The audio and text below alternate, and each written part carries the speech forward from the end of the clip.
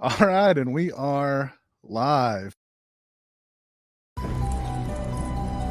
Regionfree makes my nipples hard. So let's go. We will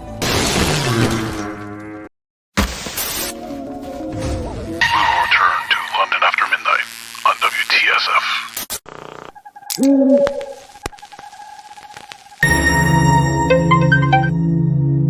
Yeah, I know. I've been thinking about it a lot. I just wanted to hear your voice. You know what today is, right? I can't stop thinking about it. About what happened. And to his face. It was just a prank. I didn't mean for that to happen. It's been 5 years.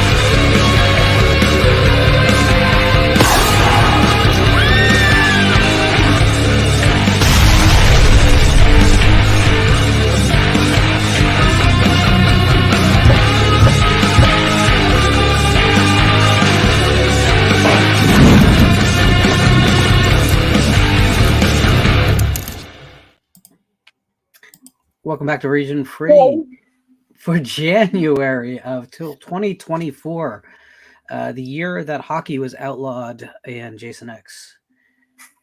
Was it really? We've gotten there was. finally, huh? Oh no, I got it always. It's a Janessa line, for Christ's sake. Oh no, I just mean we've finally gotten to Oh yeah. 2024. Was that a goal of ours?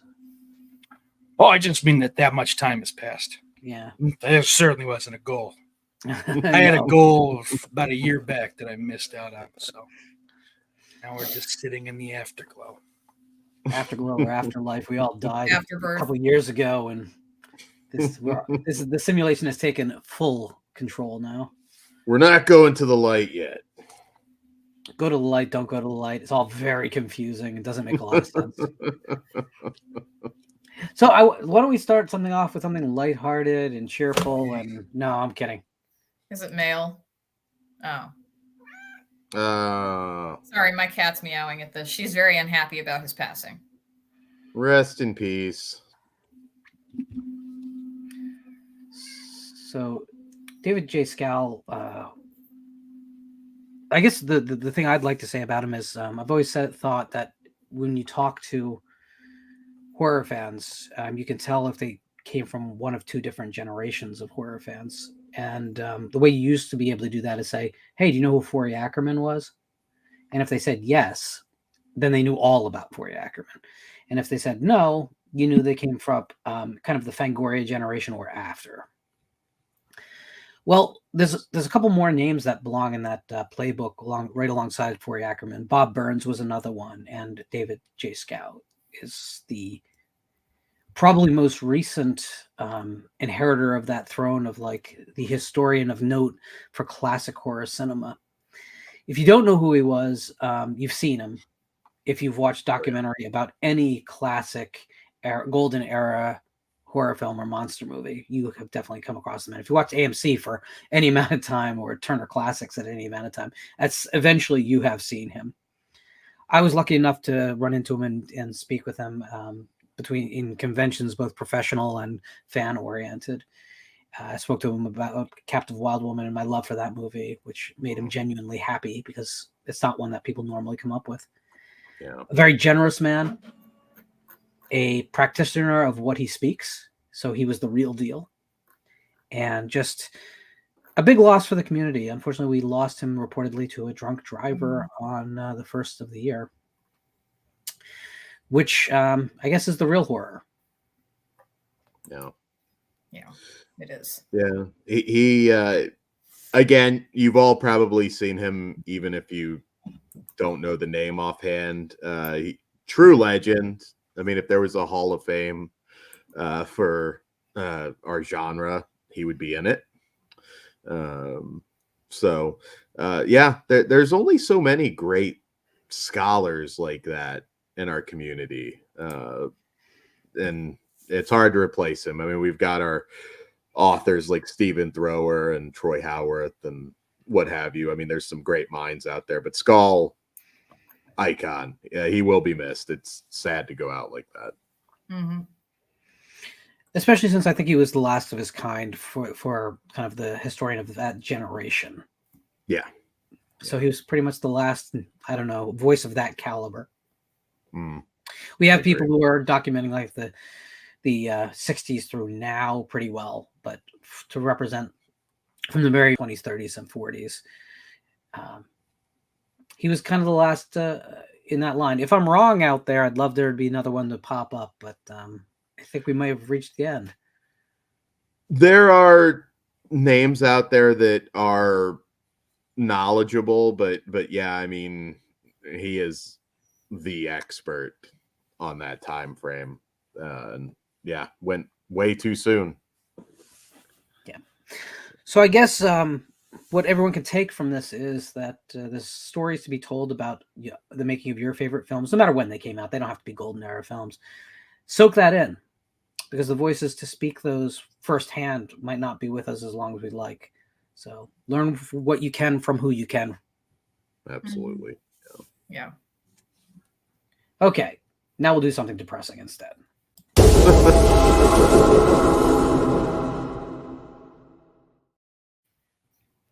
Winter-based horror.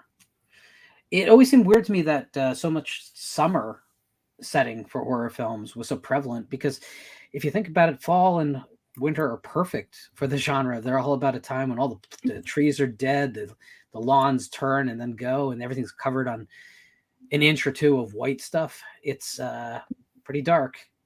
It's cold. It's all the Lovecraft things, right? Cold, dark, and wet, right? That was the fears. So that's winter. So it's weird that there's so, I don't want to say few, but compared to summer, there's relatively few horror films set in winter. Well, yeah, I suppose that fall has the majority of them for Halloween. But what about spring? I mean, we don't really have much in the way of Easter. I think the most that I've seen about that was, what was it? I think maybe Holiday came out. That anthology. I mean, I think one way or another, we're going to be covering, what is technically all the Easter-based horror in a little while. Right. True. It'll make sense, folks. I promise. I think you have things like Midsummer that like kind of do the spring thing, but again, it's like that's the time of rebirth and everything coming back to life. I understand why there wouldn't be a ton of spring horror, but winter is like friggin' perfect for it. Can you imagine? You set The Shining any other time of the year, it doesn't work. Yeah. Well, it's isolating. I mean, that's kind of the essence of horror. I mean, it fits, and I mean, there's a lot of great winter horror films, but at the same time, maybe not as much as you would think. And I think some of that also has to do with the horror being lower budget in general, and the mechanics of shooting in the snow. Yeah. That's part of it. At the end of the day, it's very easy to go shoot something in the woods. So natural light too. Yeah, natural light. Yeah, that's the thing. Because I've been going through, and I don't have anything like super obscure, although I do have some stuff that I think is overlooked a little bit for the topic tonight. And one caveat before we start: we're not talking about Christmas-based horror. None. No. Not interested in having that discussion.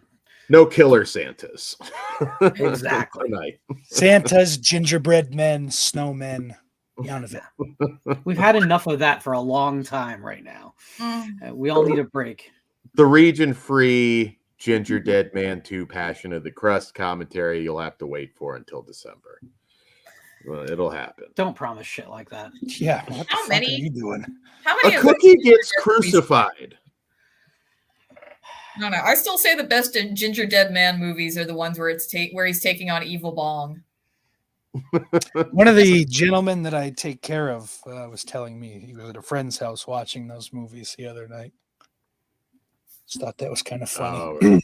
He's like, there's some that are just evil bog, and then there's some that are with what is it? And they go, Ginger Dead Man. He goes, yeah, that's what it was. I didn't like those ones. I love when people continue to watch things that they don't enjoy. Yeah. It's like, Oh, well, I started it, so I have to continue. So, No, you really don't. I promise. It's one of those things where he was hanging out with his buddies, and then we're all watching just a bunch of them. That's why you shouldn't have friends. Safer that way.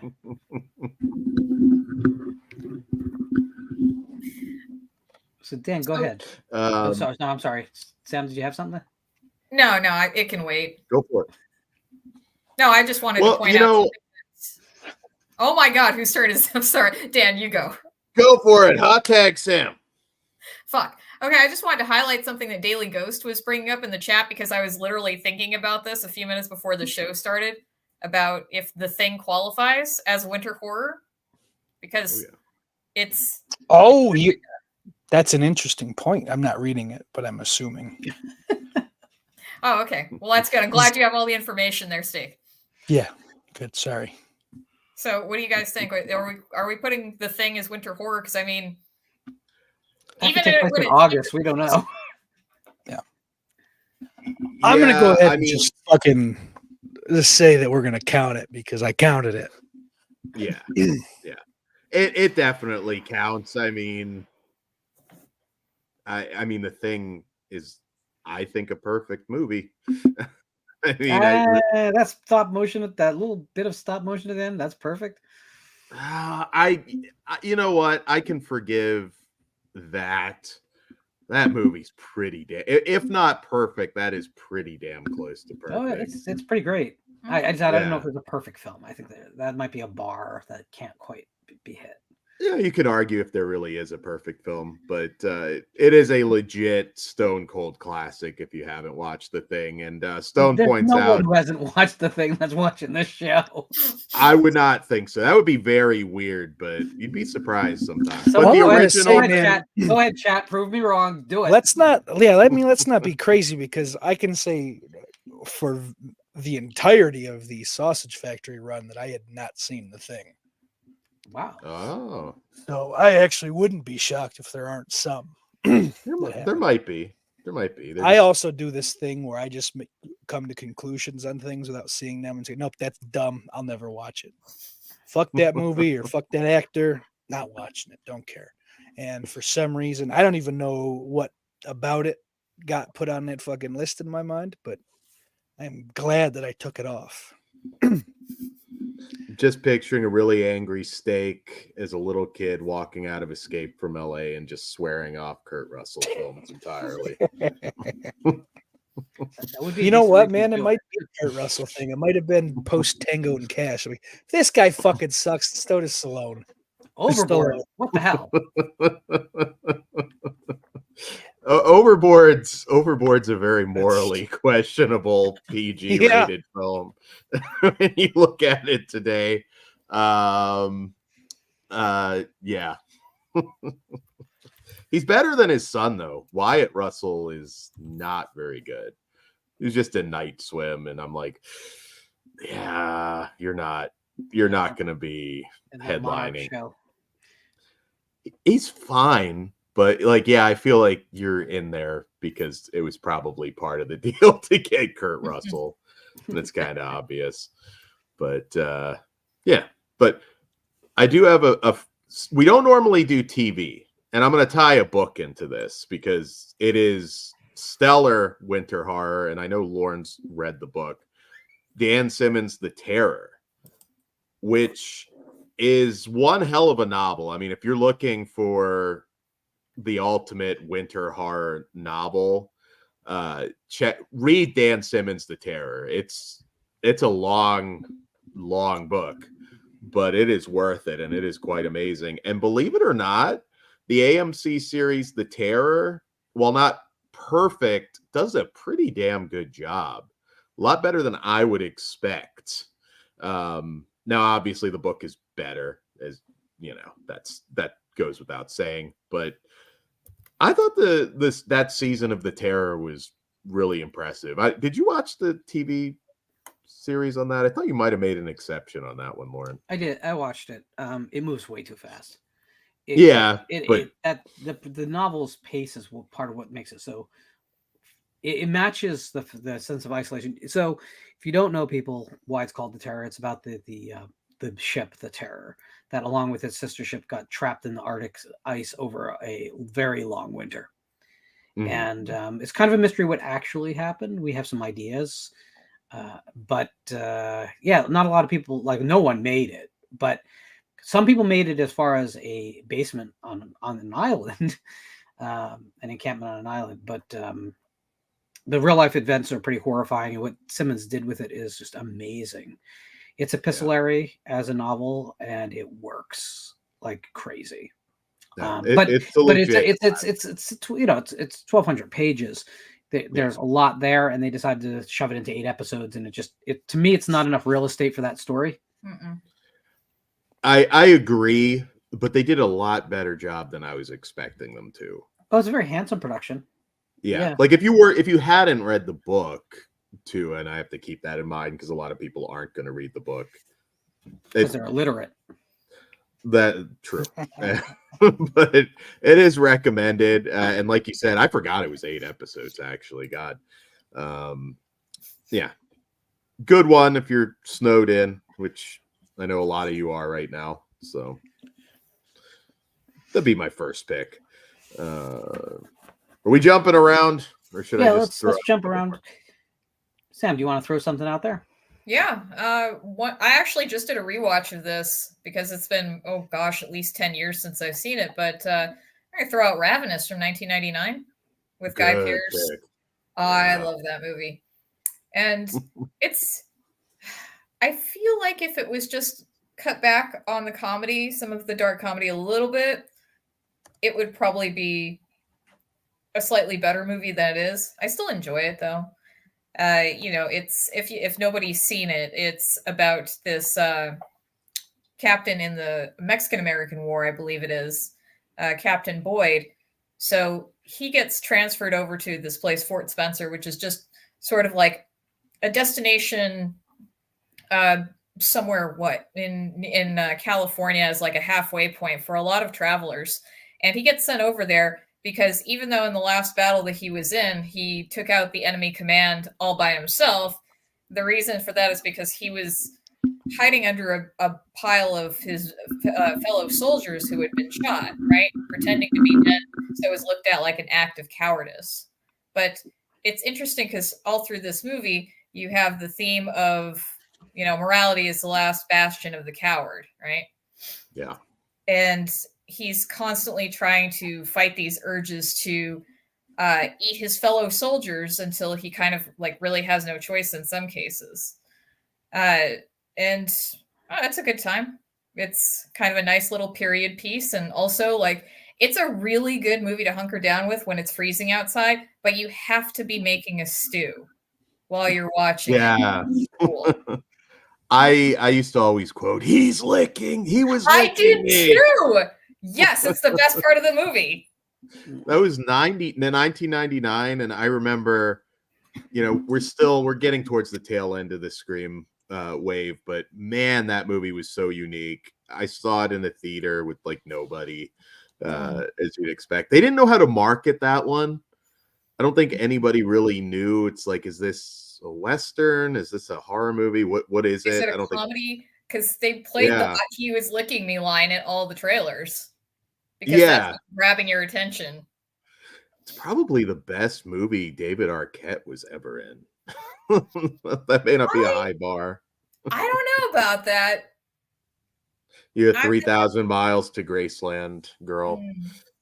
I'm not going to go back through Arquette's entire catalog. Well, ready to rumble, but I don't want to go back to the dark times. Okay, don't make me think about that. Eight-legged freaks. There you go. Everybody loves eight-legged freaks. Did you notice, like, okay, throughout the score, sometimes in Ravenous there are like weird synth moments that I feel popped up a lot in late '90s movies, and this is just makes no sense based on the time period. But have you guys noticed, just those late '90s like weird synth moments in soundtracks just for no reason? There's a few examples of that. Yeah. Those, kind of time for mimicry quite a bit. Trying to think of a good example. It's been a while since I've watched that, actually. You're kind of inspiring me to sit down and check it out again. It was just a tough one. Some people wanted like that super gory cannibal movie, and it's a tough one to pitch to people, but it's so unique, and what a great cast. Yeah, and it's not really big on any sort of body horror. No. So it's a little tame in that respect, but I feel like more of it is like focusing on the moral dilemma that Captain Boyd has, which is great. The comedy just kind of takes away from that sometimes for me, at least where I'm at now as a viewer. So still good. Still had fun with it. Yeah. It just needed to have over the end credits, Timothy by the Boys, and you need a pop song about cannibalism in that movie. Well, that was an era. I mean, Kid Rock's Ba With Ta Ba sold Gladiator, so Yeah. Well, we go back to the early 70s with a folk song about eating miners. I don't see a problem here. There's a film that we reviewed recently, Freaks versus the Reich, which is so much better than that title would tell you. It's like the best superhero movie I've seen in forever. But there is a Nazi villain that sees into the future, and he's playing like Creep and Sweet Child of Mine. It's and for a little bit you're like, what the fuck is he playing? Creep on the piano? So is it like sideshow, like circus sideshow freaks versus it's an Italian movie. I think you would really enjoy it, Sam. I don't know if it's streaming anywhere right now. I think it might be on Amazon. I'm not sure. But cool. Yeah. I don't mind playing with the music a little bit and some stuff like that. It can be interesting. Yeah, I mean, I don't think it's one of those. I don't think it's too contentious. At least in Ravenous's case, it's. I remember when Moulin Rouge first came out, and man, people were throwing bitch fits about the music being anachronistic for the time. I'm like, well, it's a musical. Not sure what you guys wanted. Gladiator 2, we get 380-pound Russell Crowe coming out to American Badass. He's not dead. He rises again, and we just have that blasting over some action scenes. Oh, God. He's just hitting people with chicken wings. It's just awesome. There we go. We just booked something magical. We did. But winter horror. Sorry. So I want to just quickly throw two films out there that are on very different ends of the the spectrum of horror for me. One is a very thoughtful, meaningful film that uses its setting for deeply psychological reasons, which is The Lodge. Oh, so good. Which is one of those rare modern films that just hit me on all levels. Kind of the film that A24 probably should have made just to complete their catalog, but they didn't. And the other one is Curtains, which is about as dumb a slasher film as you can get, but is gloriously rewatchable. It's a film that at one point like asks you to applaud by putting a card in the background of a scene that says applaud. And I think it's one of those. Both of them make you feel the winter though, and that's really a remarkable thing. There's some films just make you feel where the setting is really, really well. I remember when I saw Millie, which is a film about a girl in a refrigerator. You feel the cold she feels by the time you're watching that movie. And I really love when movies can take you to a place, make you actually feel what the character is going through psychosomatically, just like I feel that way up at the end of The Shining, certainly. Like once Danny's slides down that a massive slope of snow and runs towards the maze, I feel how cold he is. Mm-hmm. I'm there. So I think that's something I think that really I wish there was more horror movies set in winter just to get that. Yeah. I agree. Just like Texas Chainsaw Massacre, you feel the heat. Lodge does a great job of making you feel that cold. And my God, by the end of that, I'm like, you deserved it. That was my thought going out of theater. You totally deserved that one. Might be the ultimate like EC comic rendition, right? Of like someone fucks up and they get the worst possible version of what they deserve. Yeah. It's just like, don't punk people. It doesn't turn out well sometimes. No. Cool. Speaking of movies that make you feel the cold, I thought about that with like The Invisible Man when he comes in from the snow, and at the beginning of the movie where he's first getting his dinner in a room. Yeah. And I was like, oh man, I can feel myself warming up.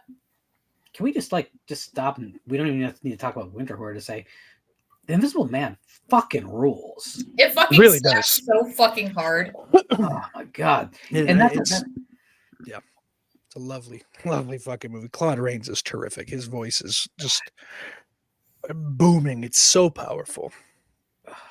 And Unlike yours, Steak. Oh yeah, well, it doesn't seem like that movie is as old as it is either. I mean, if it was not shot in black and white, I think you could completely convince people that it's maybe 40 years old rather than coming on 80? Yeah. 75? It doesn't feel like that at all. No.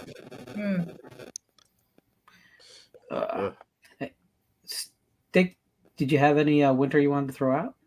well, I want to shout out Una O'Connor since we were talking about The Invisible Man. I have to. That woman is fucking so funny. As far as winter horror, I don't know if while I was gone if it got mentioned, but I watched today for the first time The Children from 2008, and I right before that I watched that fucking Winnie the Pooh abomination. So I was real miserable. But what I'll say is that fucking The Children more than made up for it. Because guys, not only is it set in the winter, and there's some very terrific things that were done with the cinematography, just some different color contrast. Very nice stuff. Might have gotten a little stiff in certain areas, all due respect. But above all of that, one of my favorite things in horror is a lot of kids die. And Christ, is that not worth fucking throwing it on, paying $4 for a rental alone? Have you seen the 77 film Who Could Kill a Child? I haven't. Oh, Who Can Kill a Child? That's probably the ultimate evil kids movie. I will say The Children's damn good because it is. So it's hard to make kids scary, and they managed to do it. Oh yeah. It does seem like they subvert a little bit of who you think maybe is going to kind of be the triumphant hero in the beginning, which is kind of a good thing because it also means they would probably be playing on some weird, I'm assuming, British incest thing, some kind of uncle and niece sort of thing, but. I'm kind of glad that was left on the cutting room floor anyway, or maybe it was just never even thought about. But those British. It really, I mean, another issue you have in those movies, it's like that's still a kid. Come on, you could just you could just punch him out pretty easily. But the way they format that film, I think they did a good job hiding that, because there's some cheesy evil kid movies. Beware Children at Play. No, that's not even a movie. There's stuff like that you look at and you're like, really? Even, you know what? The last Children of the Corn movie. There's like 9 of those little bastards, and they take over an entire town with like pitchforks. I'm like, come on. I can give give me a fucking chair, a wooden chair. I can take care of this problem. Yeah, I mean, and these are modern kids. And I won't have a problem doing it, by the way. So there's an old Ron and Fez a bit that they did. It was just, how many 9-year-olds could you take, basically? And it's, like if they come one by one, how many are you taking down? Endless. Before? Right. If they come like Royal Rumble style, they'll never get you, because it's basically just one shot KO. You could do some crazy shit, but I mean, like, if they're all coming at you, how many are you going to handle? 20, 30, 40? I still think I can take one and fucking hurt the others with, the one. Well, you're going to pick up the kid and use it to hit the other kids? Yes. And also, too, it all comes back to J6 again. But kids are very susceptible to psychological warfare. This is true. I mean, like, they gave these, and hey, Four Eyes, you're next. You want some of this, Tubby? I mean, you're going to be inflicting damage on them that will last the rest of their lifetimes if they make it out. I kind of like that. If you break one of their phones, I feel like you might have the Hulk up factor. This is what I'm saying. No, this is what I'm saying, though. Like, if they're today's kids, use a wrong pronoun and they're on the floor crying. So this is not a very difficult battle. Yeah, I don't know. My money's on you, Steak. I think you go a long way. Yeah, I think stop some kids out for us. Yeah. Till you get that one that's like all roided up and they manage to get underneath you and throw you out. You never know. Oh, baby, I know how to sprawl. In the sequel, Fourth grade wrestling teachings coming back. And in the sequel to that movie, Steak gets Mia Goth as like his the buddy cop to him. That way they can take out even more kids. She's got those big clawed hopper boots, I'm sure, right?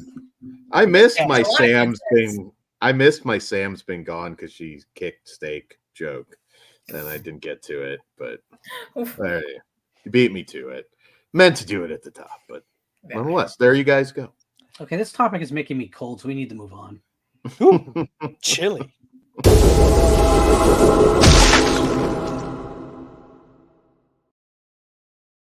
Hey, so it's another new year. Does anyone care? And we're looking forward to another year of entertainment in the genre. Are we? I don't know. Hey, Dan, is there anything good coming out? Because let's like cut right to the chase. Is this gonna be a shitty year like last year, or do we have a chance? I still disagree that last year was shitty. There was a lot of shit to be had, but I wouldn't say it was shitty overall. I appreciate your honesty and your capacity for being wrong. I watch everything, keep in mind. So I mean, some of it was good. Which means like about on the fourth film a day, you're going a bit loopy. That's what you just said. There were some rough weeks for sure. This is going to be a strange year because good, bad, somewhere in the middle. I think it's going to be the year of the horror film in theaters for sure, because there's not nothing, but there's going to be less big studio blockbusters than ever before this year. There's not a whole lot overall in even the new Godzilla movie. I mean, that kind of falls under horror. So you take that off. I mean, what, Deadpool 3 maybe? That movie's been supposed to come out for like the last 5 years. That's what I'm saying, and that one might still be a question mark. I'm not sure. Furiosa, I will say I'm looking forward to, because George Miller earned. I'm in on his name after Fury Road. After Babe 2, Pig in the City. Babe 2, Pig in the City. I watch it every night. I'm sure that's the one that won you over. There needs to be like a one-liner where Furiosa just blows away somebody and A just goes, pig. "That'll do, pig." Just something. Call back to Babe 2, Pig in the City. It was a callback But to Easy Rider. there's a lot of at the same time. I mean, Smile 2, Megan 2. Sorry, Sam. I know you like Megan. Oh, I didn't see Megan too. That's unfortunate. I was just cringing at the idea of Smile 2. That movie is fucking horrible. Well, you're getting it. That was supposed to be a streaming film too, and I will say best marketing campaign I've seen in a while. So I like Smile well enough. Just stop. Not everything needs a fucking sequel. I don't know. Maybe This Sam is true. Wallner wants the sequel. Maybe he's got a contract for another movie. Who knows? They should call this the sequel Frown. Smile 2, the frowning. We're not going to do anything cool like that. Because then we get stuff like Smirk. that's That's the spin-off with the guy's Hispanic neighbor. It could be in Spanish. Oh, like Paranormal Activity. Yeah, that's exactly where I was going. Yeah. Is anybody I hope there's another dead cat in it. I'm sorry, Dan. No, that's okay. Well, no, but see, that's the thing, though. That scene I was loving, but then I was realizing I was the only one laughing in the theater. Because it is a hilarious sequence. Like, how dumb do you have to be to pick the dead cat out of it? You're like, ah! And you're like spinning in circles and shit. Like, anyone in the room thinks you're insane. I was cracking up a little bit with that too. I was crying. Yeah, that was more And I love fucked cats, up. but you know what? That was funny as fuck. I love cats too. That was more fucked up than I was expecting that movie to get. Though. Just the look on the kid's face when he just pulls it out was funny. So it's a little bit weird to have a sequel to a film that, like, the whole purpose is by the end of the film is, it's really a psychological thing, right? Yeah, I get that. I mean, it is a little, but it wasn't. I guess not. It's a little overrated. I didn't hate it, but It was a movie. I know a lot of people were like, "Oh, dude, Smile was so good."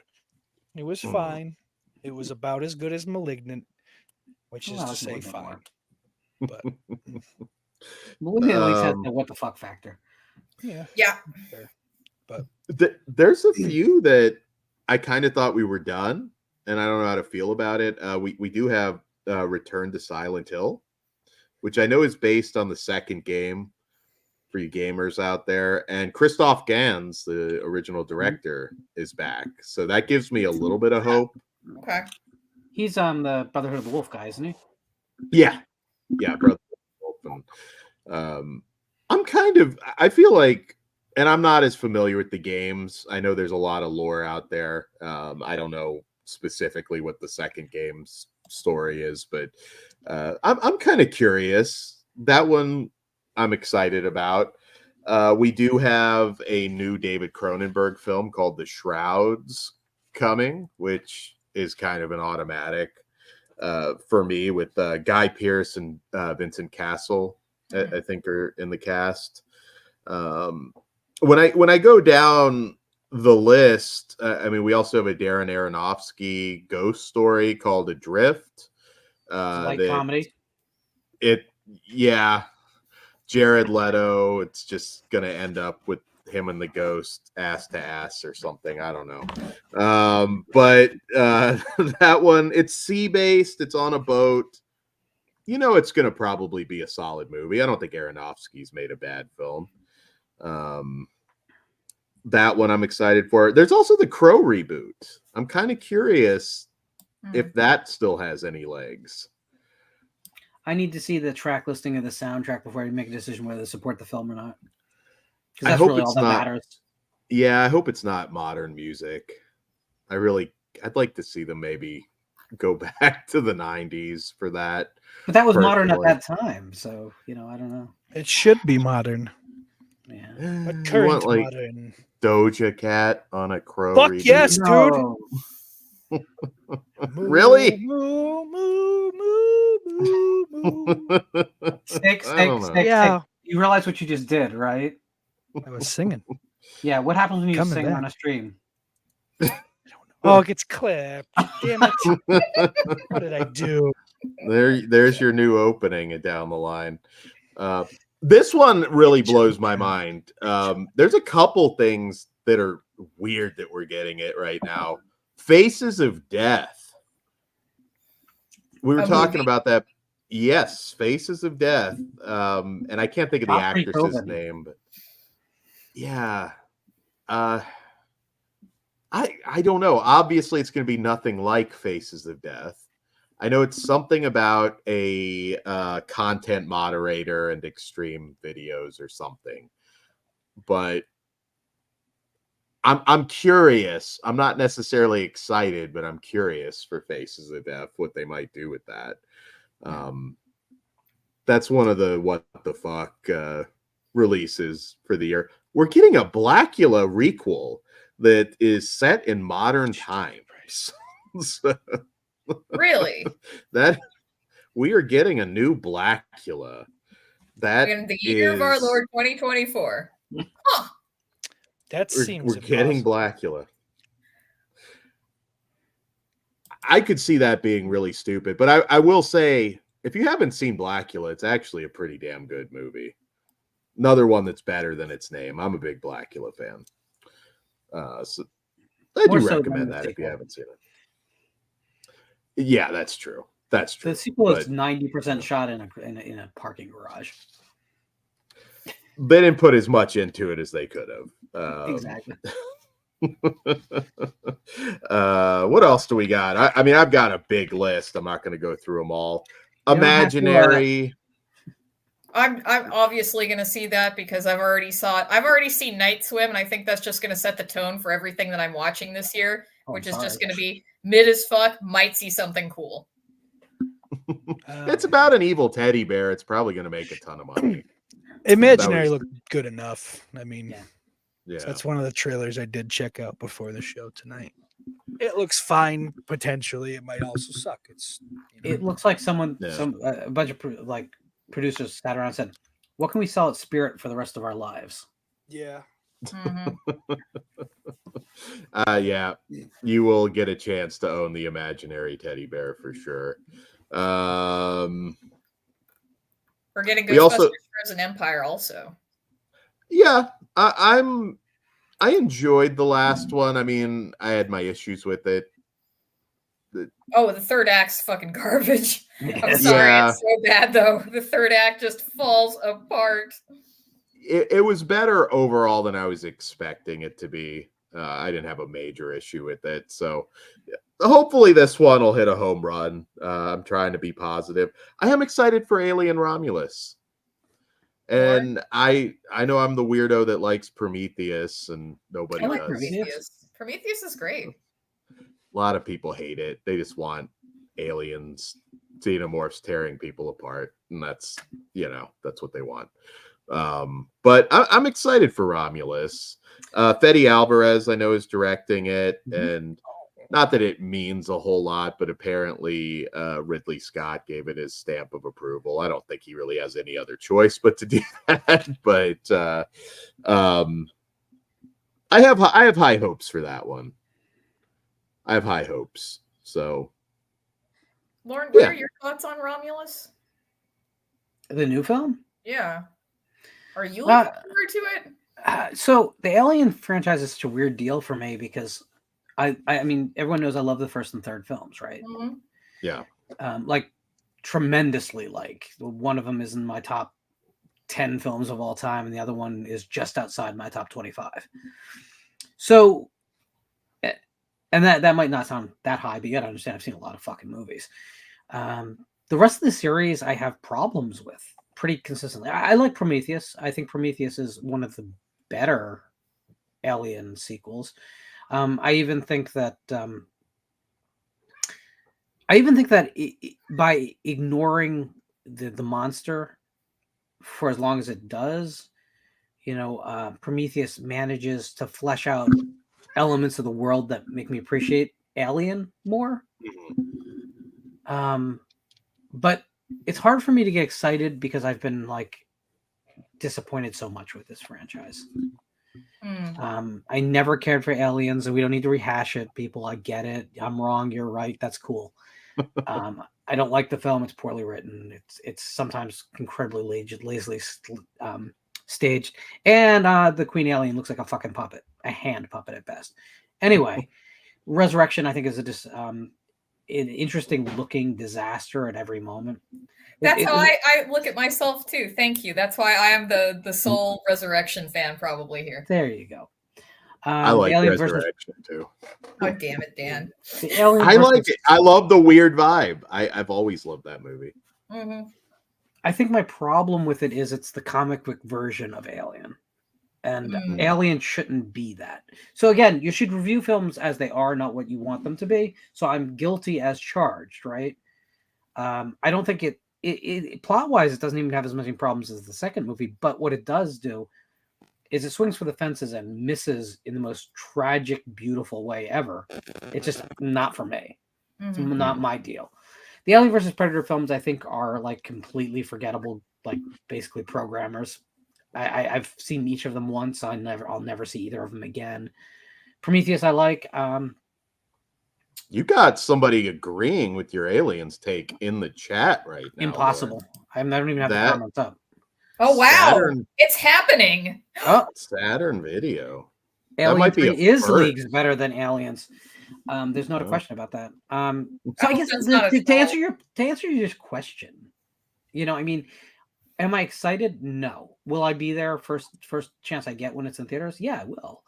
But I kind of walk in the door assuming I'm going to be disappointed by an Aliens project at this point.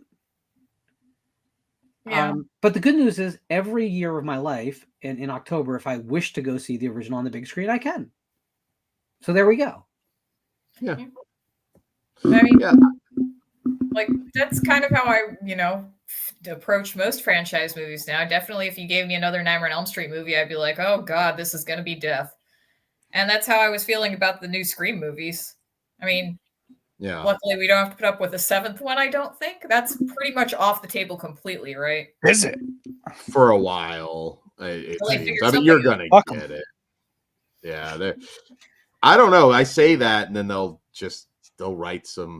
shit out some script really quick and do another one. But here's an interesting question, because I mean, we also have Beetlejuice 2, Wolfman. There's no shortage of big horror titles. Terrifier 3. What do you think wins the box office for horror this year? Do you think Beetlejuice 2 is going to be? Some people think it's going to be a huge hit with Jenna Ortega. Oh fuck yeah, that might change things. Shit, I didn't know she was in it, or I didn't Winona forget. Ryder's daughter. Yeah. Huh. Yeah. It'll make its money. I don't know. But I don't know if it's going to be the horror movie that makes the most at the box office. I guess we have to wait a little bit. I'm gun shy about that one for sure. I think the trailer is going to be a very, very, very, very important thing. Yeah. I think Abigail's got a pretty good shot to be the moneymaker. I think, if they can channel that Ready or Not energy. Yeah. I'm there. I'm very curious. Melissa Barrera, whatever the fuck you say her name, very much in that movie. Yeah. Going back with the folks that fucking set up the Scream franchise to go on again. So that could be very interesting. The movie itself does seem fucking like a relatively interesting concept anyway. So that's one of the ones that I'm most excited about, I guess. Again, it's another that's just kind of this Screen Rant list of shit that's coming out this year. Whenever this was written, I'm not looking at it currently, they didn't even have a title for this yet, or they didn't have any of the details, nothing. So it's like that trailer dropped Thursday, I think the 11th. Yeah. So it looks decent, pretty fresh for everyone too. Man. I have a feeling this year is going to be one of those years that horror does well across the board, but doesn't have a big standout hit. And the reason I say that is because really, when you look over the last few years, the big breakout successes in the genre have all been legacy sequels. Yeah. Or something that is being brought back in another form. I would love there to be that film, but every time we think we're going to get something like that, it tends to just fizzle. Like this film that came out and it was pretty excellent. What a this year. beaut. Yeah. Yeah. Do you like that slipcover? Do you like that steak? Yeah, I like that. I like that. Just to prove that I don't just do it to films I don't like. Was that enough? Was that satisfying? Or do we need to do it again? Do it again. Does that movie's box office? Oh, wow. Does that movie's box office scare you when it comes to like Wolfman? And we have a Frankenstein movie, Del Toro. I mean, it's going to be heartbreaking to see those movies die because Frankenstein's probably got to be good. Del Toro, Mia Goth, Oscar Isaac. I mean, that one, it's going to be hard to miss. I can't wait for Lisa Frankenstein. I actually am definitely going to see that with my sister-in-law. We might do an episode for Sheebie Cheebies on it. That might be a sleeper. I'm not aware. It's based on a YA book, right? I have no idea, but Seems it looks it's a fun. PG-13 rating and it's a Diablo Cody movie, so Yeah. it all stands to reason. Okay. It doesn't look terrible. I mean, it kind of looks like a My Boyfriend's Back kind of. Well, you know, it looks film. like that just like zombie what the fuck is it? Like came out in 2013, I want to say. It's like some fucking like high school zombie movie. Not Warm not Bodies. Dances of the Dead. Warm Bodies, Warm thank Bodies. Mhm. you. So that seems to be what it is to me, more or less. That flavor wise, anyway. I want to say that did Cody actually have writing duties on that already? Because it feels like I don't know. maybe they did. Might have. If Barney, if you're new to the show, I kind of like Destruction. Period. A little bit. I detest slip covers. They're part of what's leading physical media into the great beyond. We're years into the slipcover genocide here. Because, I mean, just the short side of it is that the more we are given excuses for the pricing to increase on physical media, the less people are actually going to buy them, which guarantees their obsolescence.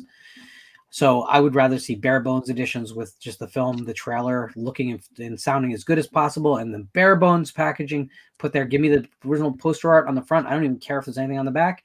Nope. And I'm good to go. Just give me the movies. I love movies, not artwork. I love movies, not collecting a physical artifact. I do like having movies. I'm a big proponent of physical media because I want to own the movies and watch them whenever I can. But the actual discs, the actual slip that's put in a piece of in a plastic sleeve, don't start. If you love that stuff more than you love the movies, then we can't even talk. Wow, way to come off super harsh with Barney Likes Beer, man.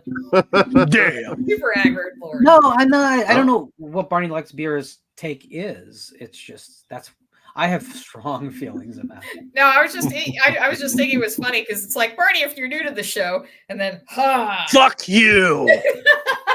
Barney's not new. Barney's we- been around. We love you, man. But if you're asking the question, I just wanted to clarify.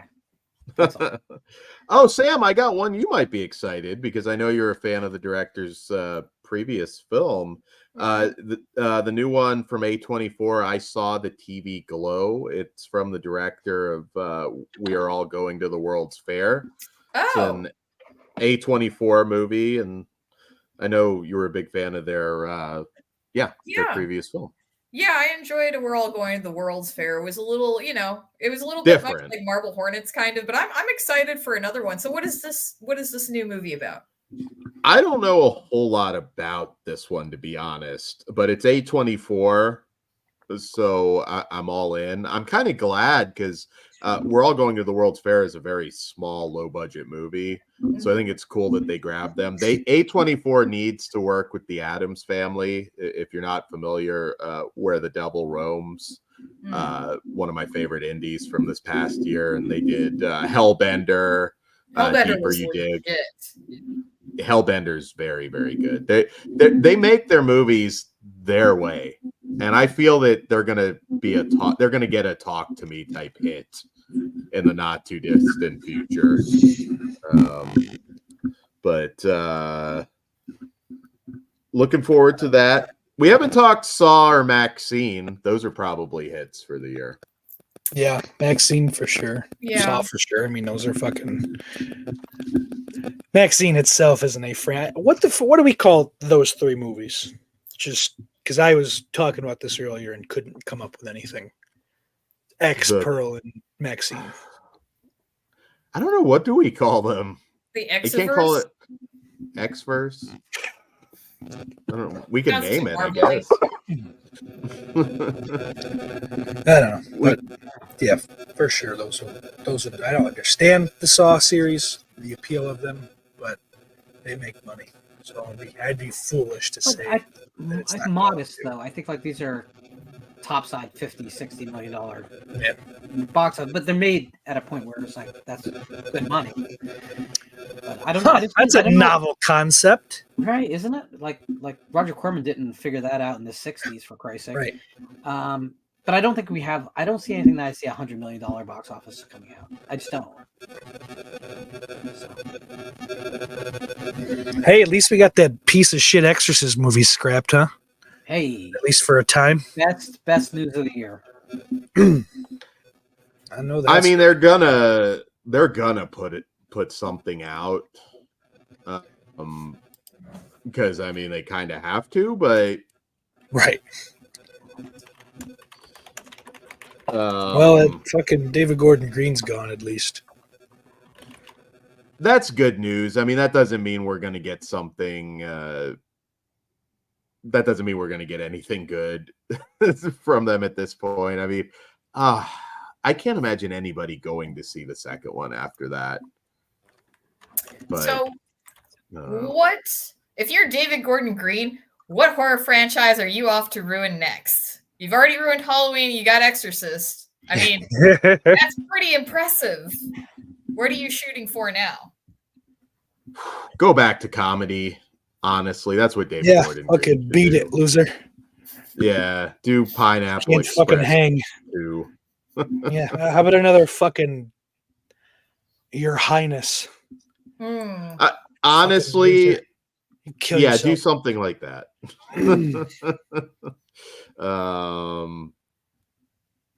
Yeah, I don't think. I hope he's done with horror.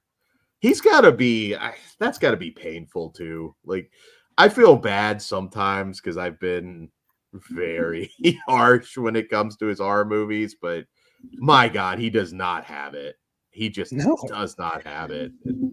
I just wonder if, because visually as a storyteller, I think he does bring a lot to the table. I mean, there's nothing wrong with his visual style, but the storytelling itself is a little bit too postmodern. It's a little bit too cynical. It's a little bit too on the nose, maybe a lot too much on the nose. Yeah. I wonder if he could work with a different creative team that wouldn't feed his worst impulses, because visually, I have no complaints about him as a director. Fair enough.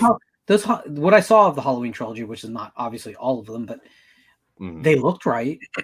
I can't fault him for what those movies look like. It's just, oh God, the character choices, the plots, the dialogue. Oh crap! So yeah. I almost wonder if he is just as much a reason there as why those movies slowly have gotten a worse reputation. That's possible. Everyone saw it when it came out and said, "Oh, it looks right." Whoa! I remember I saw it in fucking theaters opening night. It was a packed house. First and only time that I think that's ever happened for me. It was amazing. It was so fun. I mean, that was part of the fun, but it looked right and everything. This will do. You know, hey, this might be the last chance I get to put it in theaters. You know, the Halloween is a franchise or whatever.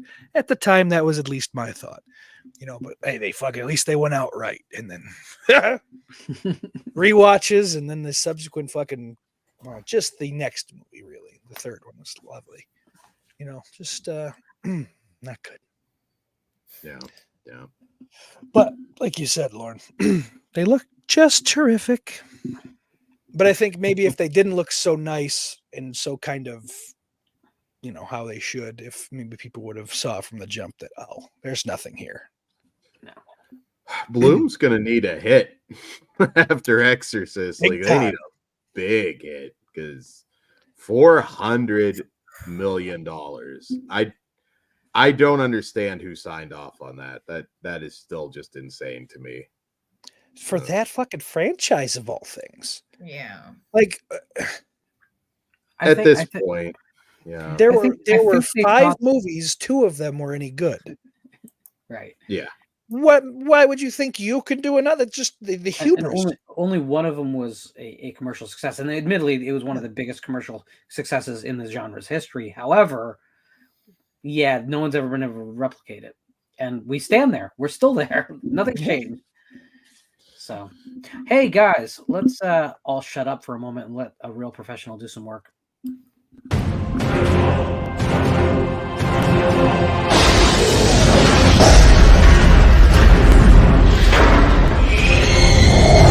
Good evening, Regionfree. 2024 is shaping up to be an interesting year for movies, with the April release of Alex Garland's incendiary Civil War being what I'm looking forward to the most. The studio behind Civil War, A24, has submitted Jonathan Glazer's The Zone of Interest for this year's Oscars. Glazer is the director of Sexy Beast, Birth, and The Brilliant Under the Skin with Scarlett Johansson, and The Zone of Interest has been getting nothing but insane buzz since winning multiple awards at Cannes.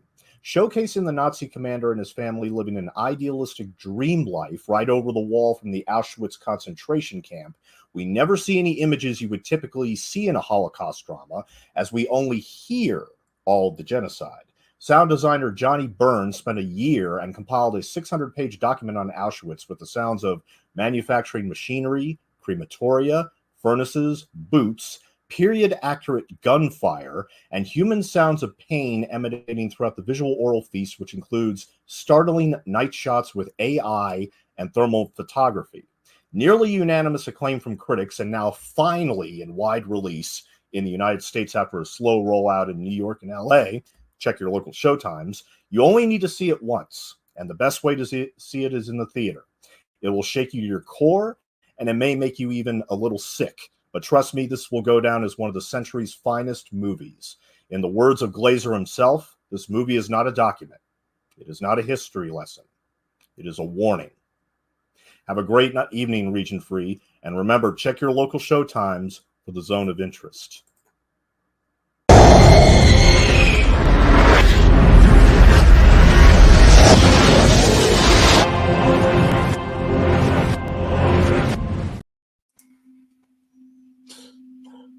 Very excited.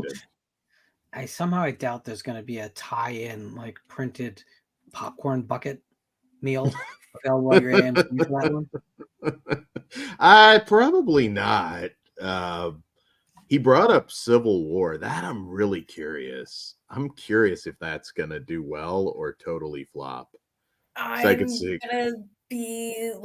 seen the trailer, and I'm just, maybe unless there's something more to the plot, but it's like, oh, Texas and California are going to take on the rest of the country. We're not teaming up with those fucking libs. I know a lot of people are like, that doesn't make a whole lot of sense. There are breakdown videos on why it would. I will say that there's a lot of interesting conversations about if it I don't know within this movie if it's just like a resources thing, because in theory, California, Texas. Okay, let me break this down real quickly, how this would really go down in our country. Okay? Trump, Biden, Trump, Biden, Trump. They go to war. 5 minutes later, the internet goes down, and everyone under the age of 25 kills both sides so they get the internet back. Done. That's the Civil War. Bitch it. Well, I'm a little over 25, so I'm not sure I like this cut. I'm only 22, so I'm in. Yeah. So it's like a triple threat match. We just got to have Teddy Long come out and just. Or Paul Heyman, three-way dance. I feel like there's going to be like they're going to announce there's only going to be one presidential debate, and at that point, this one old guy is going to come out from behind the curtain with a walker, push all the way to the front and say, and look over at the two empty podiums and go, "We've been playing you for years. None of this is real." It'll be zombie Henry Kissinger. Yeah, exactly. Because we live in an age where none of this can be real because both sides is just it's patently ridiculous. Who gives a crap? They could turn it into a zombie movie, though. Rock the Just all vote, friends. Yeah, whatever that means. All the You know, under when you 25. have Alice in Chains out there telling you to vote. You know, that's the highest endorsement. Get some Nelly Furtado voting action going. Rock the vote. No, not like that. Finally. You see what you did? So, No, you see what you did? You made us talk politics in the most ridiculous way possible. President Johnson coming soon. Oh man. President Johnson's downstairs right now. Sorry, Chris's last name. Oh, okay. Oh, I thought it was penis. That's Figure out not which one he is. I took it as a penis joke too, Sam, but that's just That works as well. Johnson. But Anyway, thanks again, Stone. Always bring a great viewpoint, and you always highlight the right things. Thanks much. yes.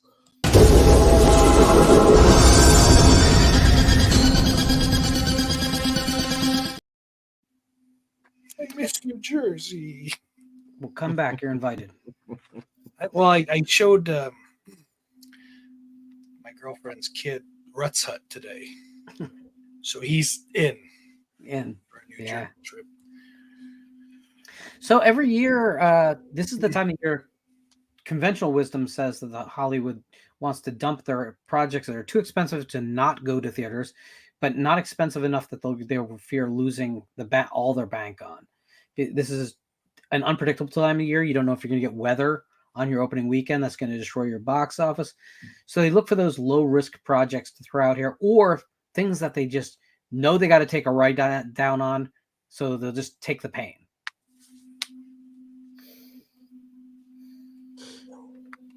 Dan? There are some very good examples of great films that come out in January. One that I thought was interesting and one of the better popcorn horror flicks of the 90s, Demon Knight. I love it. Yeah, I love Demon Knight. And I heard part of that was they wanted to open it on Friday the 13th, I believe, or that was part of the reasoning. And I mean, that movie did well enough to get a sequel, or not a sequel, I'm sorry, a follow-up, Bordello of Blood.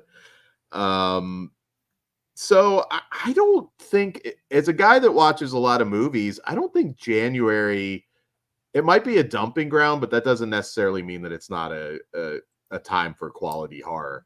Night Swim kind of proved us wrong this month so far, but I don't think it's like a rule. We also got Tremors. That was a January release.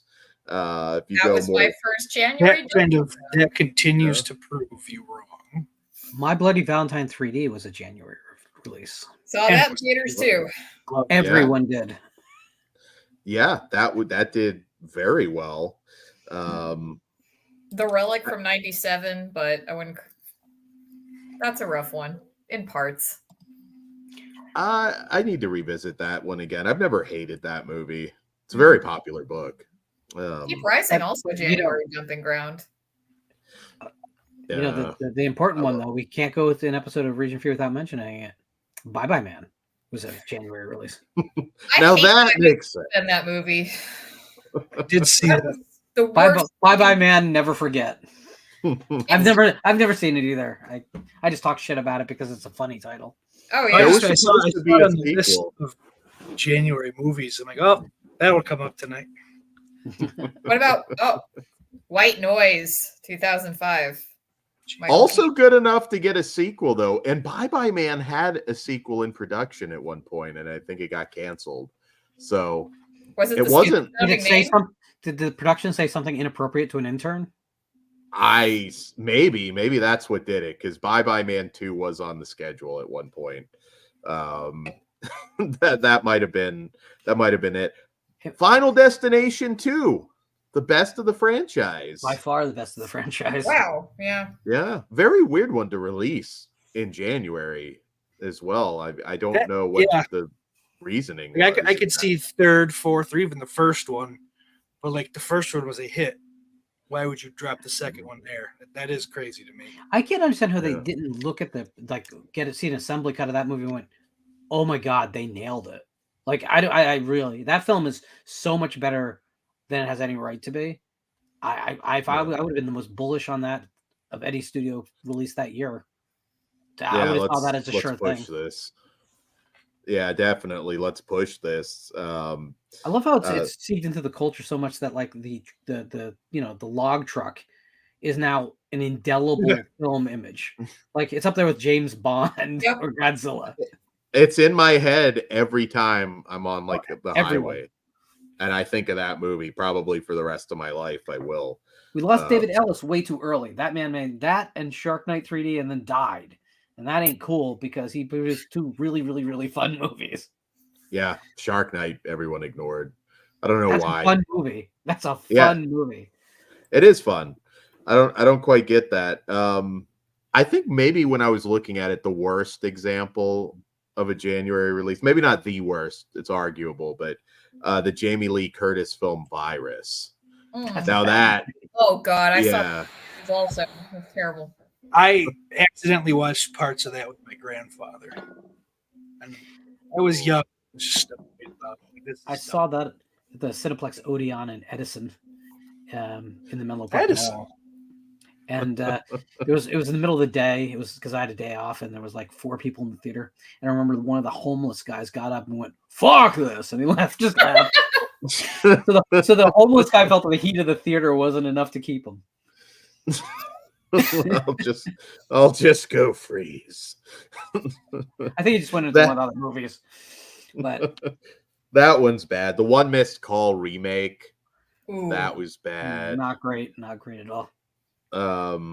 But I mean, there's not like as many god awful films as you would expect. Deep Rising, I actually think, is a ton of fun.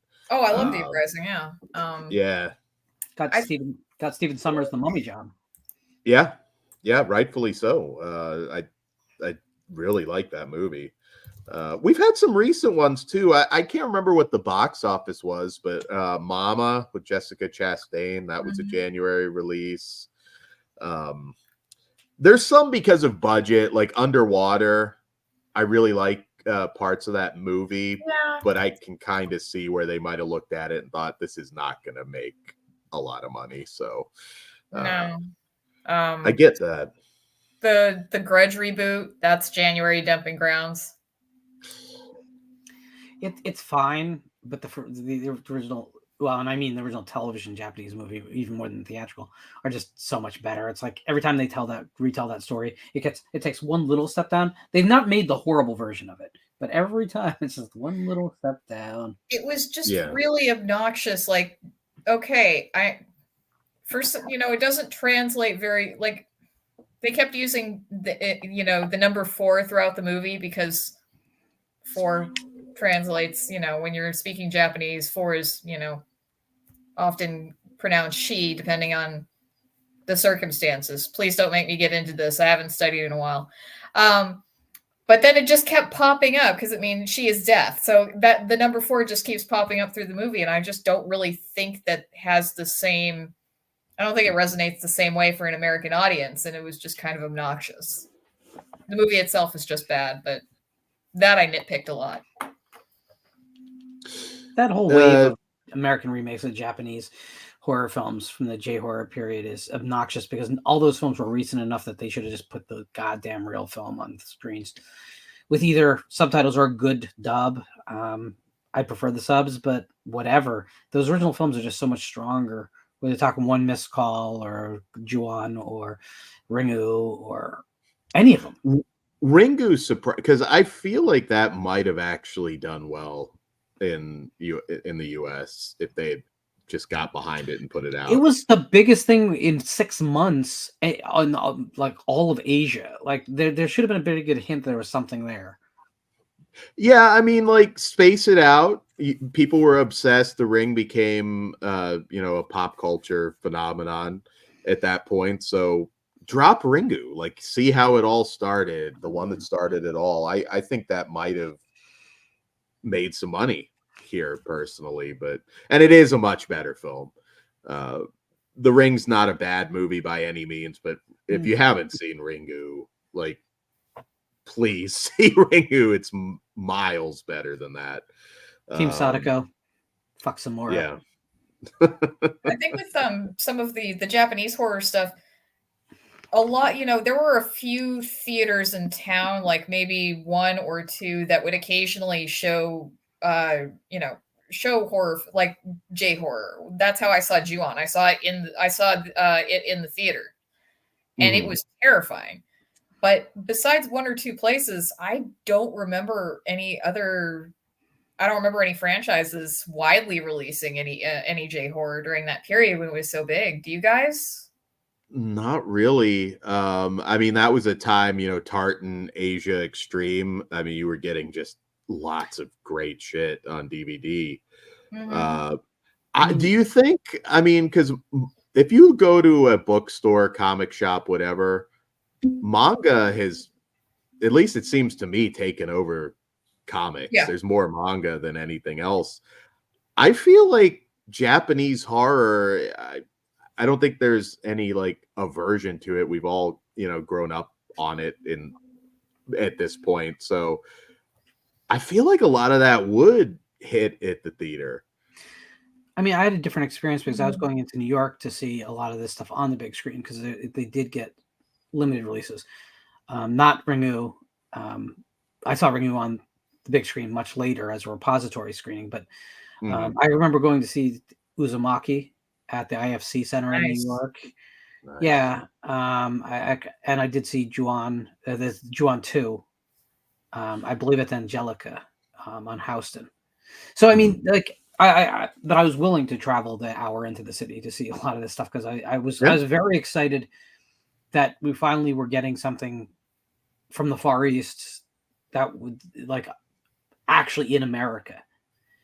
And that was a pretty exciting period. And I think after it was over, the big disappointment was that there wasn't like an instantaneous replacement for it. We tried to make French Extreme the thing, but that lasted 6 months and we burned through the important titles.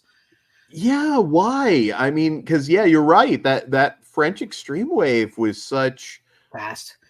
It really was. I mean, you're only talking like 6 or 7 movies max. I mean, it's not a massive list, but my God, they were all classics. I mean, Inside, Martyrs, Them. I mean, great movies. And Inside, I mean, the original French Inside, that's so accessible to any horror fan. Like, I know there's some people, and I don't want to read subtitles, and I don't want to watch foreign films, but I think that one is just, if I had to, if somebody never checked out a foreign horror film, I feel like Inside might be one of the safer bets. That movie's terrifying. It's so good. Yeah. But I was just freaked out that we went through and we kind of got Japanese, J horror into the mainstream of the horror community anyway. And then we got the French, and I was like, okay, it's all about to open up. And then the doors all just slammed shut again. And I was like, really, guys? It was just very surprising to me. I mean, we did have a brief moment where like Devil's Backbone was released and The Orphanage. So it looked like they were trying to do a Mexican/Spanish thing, but it didn't happen. It came and went that fast. So, which is the kind of reason, like today, I get stuck and people think I mention the Indian films too much, but it's what's happening worldwide now that you can get theatrical screenings. So it's kind of the same thing for me. I just wish it was all available. I wish we were getting like everywhere in the world that's producing good stuff. I wish we were getting it. And generally speaking, although it's opened up a little bit, it's a little better than it was. We're still way off the mark.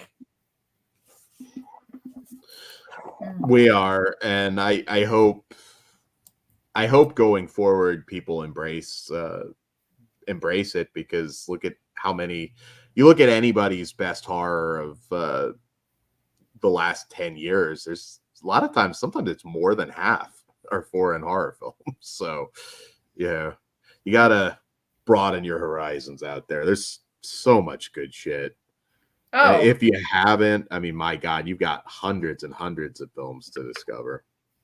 so I think we forgot one for the January dumping grounds, but I mean, like I was looking at this earlier. Skinamarink was released in January of last year. I'm confused. Seems like somebody knew what to do with that pile of shit. That's the release date that I've got on it. I thought it was earlier. I thought it was more recent than that. What did you say, Sam? I missed what you said. Yeah. Apparently, Skinamarink has a January Oh, release date. fuck. Oh, yeah, that Why was would here. you remind me that exists? Why, woman? Because I like pointing out what's wrong with the world. That's why. Okay, now the migraine is coming back. It's always been there. You just didn't notice it. You were distracted. Now I gotta go look at some wainscoting for 2.5 hours in the grainy lighting.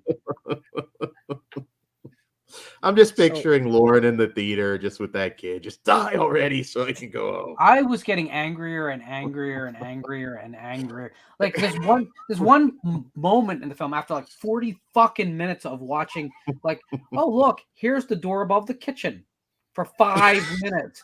But there was this moment where like the one kid goes upstairs and the other kid's there with the mom, and it looks like something might be happening. And then we go under the bed, and I'm like, oh God, shit's happening. I'm gifted.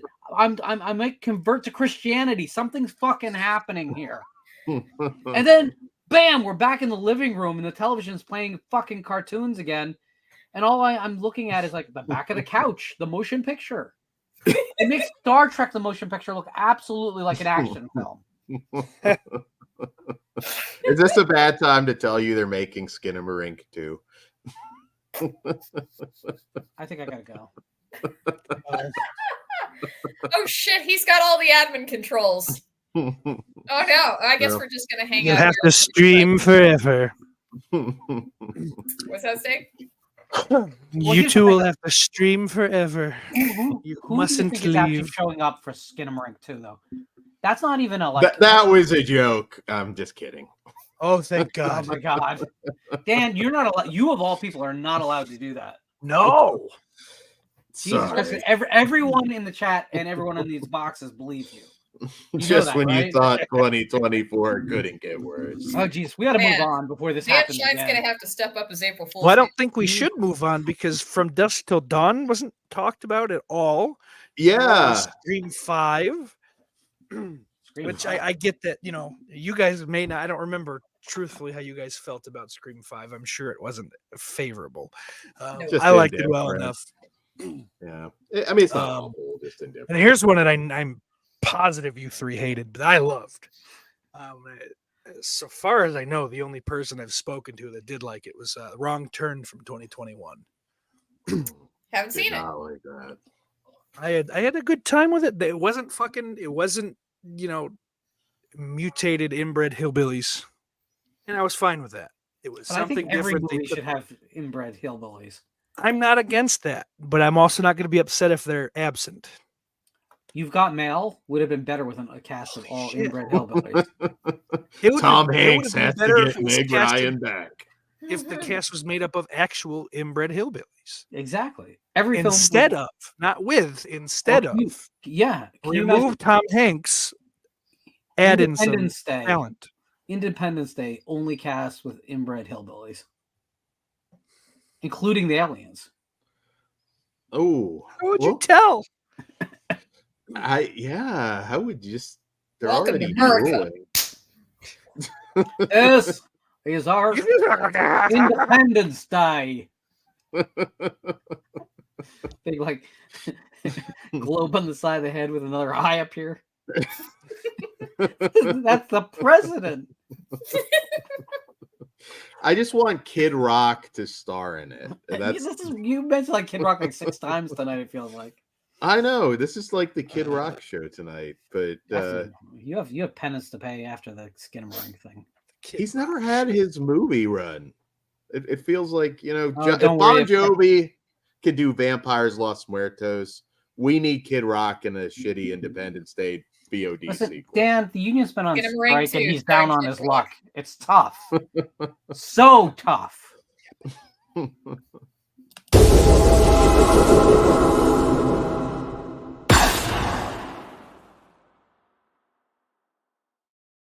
Talk about zombies. So that title card is about the only thing that I'm on board for this segment about. I will never fucking say a bad word about Lux Interior. How could you? If anyone doesn't know, Lux Interior was the lead singer of the great psychobilly band, The Cramps, possibly one of the finest rock and roll acts that you could ever have seen live. I saw them many times live. Very jealous. So they were actually my one of my very first concert experiences was seeing the Cramps with the Flat Duo Jets supporting the Stay Sick album at City Gardens in Trenton, New Jersey. Jersey. Incredible show. If you've never seen a man wearing only female underwear prance across stage while singing Elvis, while screaming Elvis-esque lyrics, you haven't lived. This is a band that filmed a concert at a mental institution. Yes, for real. Like full of patients or abandoned? Maybe we should just talk about the Cramps for a half an hour rather than zombie movies. Didn't Drowning Pool do that? Down with the Sickness, if I remember. I don't know. That's Disturbed, you piece of shit. Yeah. Oh, Disturbed. Sorry. Now the song Bodies, I believe it is vaguely. Let the bodies hit the floors. That would, yeah. There you go. That's what I wanted to say. Yeah, let the bodies hit the floor. I don't know if it was filmed in an actual asylum, but it is like that is the location of the video. Yeah. It's a I know some music. I just jumbled. I happen to like that Drowning Pool album, the first one, before the singer died. I don't like anything Disturbed has done though. Their Sound of Silence covers is pretty okay. Actually, the funny thing is, like, there's no way to get this. We should just get it out of the way. If we're going to talk the Cramps and why that title card existed, let's just get out of the way. The Return of the Living Dead is probably in the top 5 for all of us for zombie fans, if not at the top of it. So let's just get that out of the way. It's an awesome film. If we spend all of our time talking about Return of the Living Dead, then we should just call this segment Return of the Living Dead. Can we? Yeah, well, let's start from the beginning. Back in 1968. Oh, that's not when anything begins, sir. No, I was going to say you got to go back. I was just going to go with the release of the film, and then we get right into the split. We're not going to go with the night itself or anything before that. Anyway, the origin of zombies, and I know a lot of people that put that with Romero. It is not. I mean, he defined the modern zombie film, but the birth of zombies really in the Western world, I should say, really originates from a journalist and explorer named William Seabrook and his 1929 book Magic Island. And that was the first English language book that kind of described the idea of zombies and his experiences in Haiti. What would much later, just to jump ahead just a second, what much later would base their film on that account? White Zombie. And I Walked with the Zombie.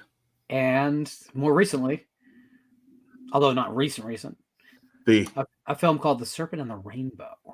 Oh, yes. Okay. Yeah. Mm-hmm. Serpent and the Rainbow. I was also going to say Ritual, the Tales from the Crypt movie that was I Walked with the Zombie remake at one point.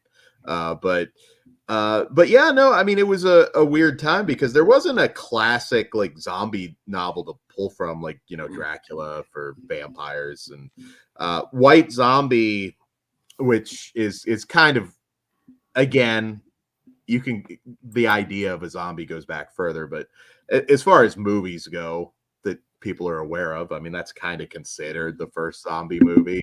It is it's a really good movie. It borrows heavily from William Seabrook. Yeah. There was even plantation scenes are amazing. Oh, it's a beautiful film. I mean, Bela Lugosi's character in White Zombie is literally named Murder, uh, which is awesome. And it's the most notable zombie film really before Night of the Living Dead came along and changed everything. I would just my only caveat to that would be that I think Revolt of the Zombies, which is not a film that's aged well at all, gets the physical appearance of the zombies kind of in a modern sense, which is strange because it had nothing to draw off. They kind of just went with like, hey, what do homeless people look like? Okay, that's a zombie. But yes, it does map remarkably well to like Romero Fulci onward. It does, but I do think that the zombie in White Zombie with the giant eyes and everything is really iconic. And or not I'm combining stuff. Sorry, I Walked with a Zombie. The Val Lewton film. Yeah, I'm on the Val Lewton film, which I'll get to because I think those two really must be seen because people do think it started with Romero and it didn't. And those movies are so wonderful. Victor Halperin, who directed White Zombie, I mean, it was the first feature-length zombie film, and there is a short that predated it that I think is lost if you really want to dig deep. But it was the biggest indie horror film of that decade. I mean, it's really comparable to a Halloween or a Blair Witch Project because this wasn't a studio film. It's shocking how quickly Bela Lugosi fell after Dracula because Murders in the Rue Morgue was not a hit, and he had to take. There's a rumor that he took $500 to do White Zombie, which is shocking. But at the same time, it was weird because he did Island of Lost Souls. Yeah, and there was a paycheck involved that for basically the second villain role of that film. So yes, Say of the Law. Yeah, and that's still the definitive Island of Dr. Moreau. Well, fuck yeah, by far. But yeah, I mean, a lot of people, it's amazing, don't realize, and I could even go later to Plague of the Zombies. I mean, there was a history of zombies long before Romero changed everything. And I'd argue too that that's a film, that's definitely true, but EC Comics from the 30s through the 50s regularly featured exactly what we think of as zombies before Romero. Yeah. With a revenge type plot, but always, Yeah, you really should go back and watch these movies. They're only a little bit over an hour. Moody as hell. They're so unique, and I hope more people will check it out. You'll have no trouble getting a hold of White Zombie. I promise. That one's very easy to check out. And as far as I Walked with the Zombie, and I'll leave the history lesson after this one. So I Walked with the Zombie was from legendary director Jacques Tourneur. Frances D. I don't know how she wasn't a bigger star. She's amazing as Betsy. Went to television, destroyed her career by going to TV. Yeah, unfortunately, because you look at I Walked with a Zombie, and it's like, my God, that is a starlet. How did she not just blow up? And I wanted to also say, such a perverted word, starlet. Well, that was the word of the time. But Val Lewton saved RKO Pictures, and he was doing the best horror of this era. I know, of course, Cat People we talk about a lot. Curse of the Demon, Leopard Man, Isle of the Dead. Yeah, I mean, the best horror came from Val Lewton at this period. And I Walked with the Zombie. I watched it again the other night. And just the dialogue, the mood, it holds up so well. Sequence, so if you haven't seen the film, this sequence, like the title is literal. Like you have to get to a thing, to get to a place, and I won't spoil what it is. You have to follow a zombie through the jungle. And it is the most moody, evocative, freaky moment. The first time you do it with her, it's so good. So good. Oh, it is. I mean, everything dies here, even the stars. I mean, just the dialogue is so amazing. And if you're unfamiliar with the director, of course, I mean, iconic. It just and a lot of B stuff too. I mean, you had I'm sorry, the writer Kurt Sotomac. I can never say his name right. He was an iconic writer at the time. Of course, worked with Universal. Wolfman, Frankenstein meets Wolfman, Earth versus the Flying Saucers. He was also a director of B movies, which Magnetic Monster, Karuku, Beast of the Amazon, which ironically just got a Blu-ray. A lot of talent behind this movie, and nobody ever talks about it, and it's too bad because I like the voodoo roots to the zombies. I wish we would go back to that a little bit, kind of get old school zombies back. And this is the one, sorry to confuse you with White Zombie, that had that creepy, wide-eyed zombie. The scene on the beach where he's just slowly approaching. Oh man, the stuff nightmares are made of. What a wonderful horror movie. Well, Fulci with Zombie does reference that the origin is voodoo. It's just not explicitly shown on screen. Yeah. So there's the lineage is still there, even if it was downplayed because the Romero zombies were more popular in pop culture at that moment. Do you guys have a favorite zombie movie? Go for it. I'm kind of curious. I don't really like zombie movies that much. It's not like they're fine. That's it's sort of like, all right, I'll take it, right? I probably still enjoy Dawn of the Dead remake, and then a couple of those Resident Evil movies. I know it's very basic bitch of me, but look, I'm wearing Sperry's right now, so you'll live. But it's funny because I did bring a specific movie to this conversation that I thought, you know what? I need to go revisit that movie. It's been a long time, and I could use a refresher. And Dan already said it earlier with My Boyfriend's Back. I swear to God. Ahead of its time. That movie was way ahead of its time. Sean S. Cunningham sells a fucking screenplay to Disney. Think about that. Wait, what? Go back? What'd you say? John S. Cunningham sells a screenplay to Disney. Think about it. Yeah, I mean, I don't think it was ahead of its time, though. I think it was I think it was about 10 years too late. Like, because it came out in 93, but the whole movie has a very, 50s vibe going through it. And that played well in the 80s. We love that shit in the 80s. But, also, I feel like this was just built around the song, the name of the song, and then they wrote the movie around it. Not going to go into a deep dive. Because, our protagonist, I don't even know. Oh, Johnny Dingle, yeah. So Johnny is in love with this gal named Missy, and ever since they were kids. And so he basically decides to set up this weird thing where he's gonna stage a fake robbery with his friend at the convenience store that she works at, but then he ends up getting shot in the process. And while he's dying, asks her to go to the prom with him, and she says yes. I mean, to be fair, what else would you say to the dying guy? You're kind of on the spot.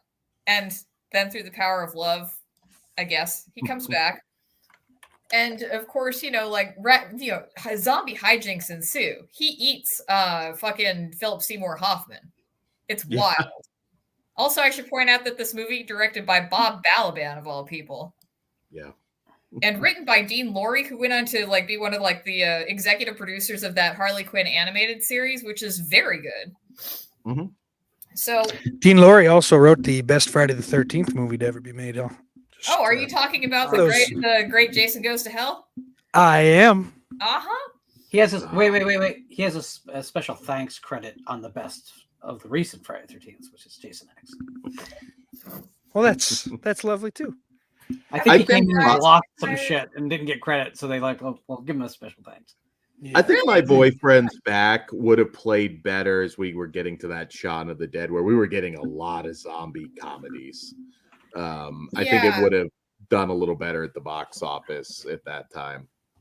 Yeah, it doesn't really go hard at all in any aspect, and the comedy is very like it's not even like raunchy comedy. The closest thing you get to anything like a dirty joke is Johnny having a nightmare about his dick falling off because he's starting to rot because he's outside of the graveyard. But I mean- please remember that I wasn't joking. I mean, it was produced by Touchstone. It was, Yeah. Disney in all but name. So, it Yeah. wasn't going to go very hard. It's kind of a Because, miracle that they went with it, right? What? I'm sorry, I couldn't hear you. Let's be like the Friday the 13th guy wants to make a zombie comedy. Let's give him money. Let's give him some mouse money. I mean, they gave money Isn't Adam Marcus heavily involved in this too? It's not just Dean Laurie. I don't think for. Think For so. Not My for Boyfriend's that. Back. I don't think I could so. be wrong. I don't think so. Because at least at one point, maybe like the initial story, him and Laura, because I swear I heard him talking about because it had a different name. It was Johnny something at first. Johnny I'm Zombie pretty sure. is the screenplay. So, I yeah. have is Johnny Zombie. So I'm pretty sure. Well, how reliable he is, though, too. That's did I say that also aloud? fair. Ooh, Ben brings up Wild Zero. That is a good cult zombie movie. Oh, Wild he Zombie. co-produced Johnny Zombie. So Yeah. yeah. Hmm. Okay. Involved somehow. That's all I claimed. Just wanted It was to- a weird time. Disney gave Victor Salva money to make Powder, so it was a weird time. One of If those we're- was a better move than Can the we other. not fucking throw Victor Salva and Adam Marcus in the same sentence, please? That's a little much. It is. My apologies. I'm gonna have new Epstein flight logs come out with Adam Marcus' God. name on them now too. Jimmy Kimmel's gonna sue your ass, bro. Did you see that? At Yes, Raw, I there was saw the some- sign. Yeah, Jimmy. Kimmel is on the list. Yeah, I think it was Raw. Or Yeah, SmackDown. security is not doing their job. Am I wrong to think that Return of the Living Dead is your favorite zombie movie? Because it's like your favorite movie. Not at all. It is No? hands down nothing tops that movie. That is my favorite movie of all time. No qualifiers needed. Do you have any other zombie films that you dig? I mean, loads. Pretty much everything Romero did, up until about 91, we'll say. So we'll give Night Land- 90 its flowers. Land ain't doing it for me, and everything after that is fucking really not worth speaking about. Land is fine, by the way. I own it. It's watchable, but it is far from fucking the stratosphere of the first three. That's fair. That's fair. Dan, do you have a favorite zombie movie? Oh, I'm sorry. It's- Didn't mean to cut you off. No, State. go ahead, Dan. I'm good. It's a tough one for me, and it's such a cliche answer, but I mean, I do think Night of the Living Dead is timeless.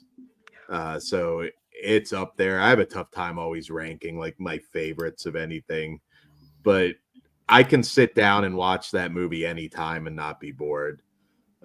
Revisiting I Walk with the Zombie is way up there too. Especially I hadn't watched it in a few years, and I sat down and watched it for this show, and I do think it holds up quite well. But Night of the Living Dead is probably the answer. I'm gonna throw Demons in there. Whether it technically counts or not, that movie's a fucking fun time. Great movie. Yeah, I wouldn't count it as zombies, but great movie. Yeah. I wouldn't really call them demons either, though. Night of the Living Dead is my favorite zombie movie.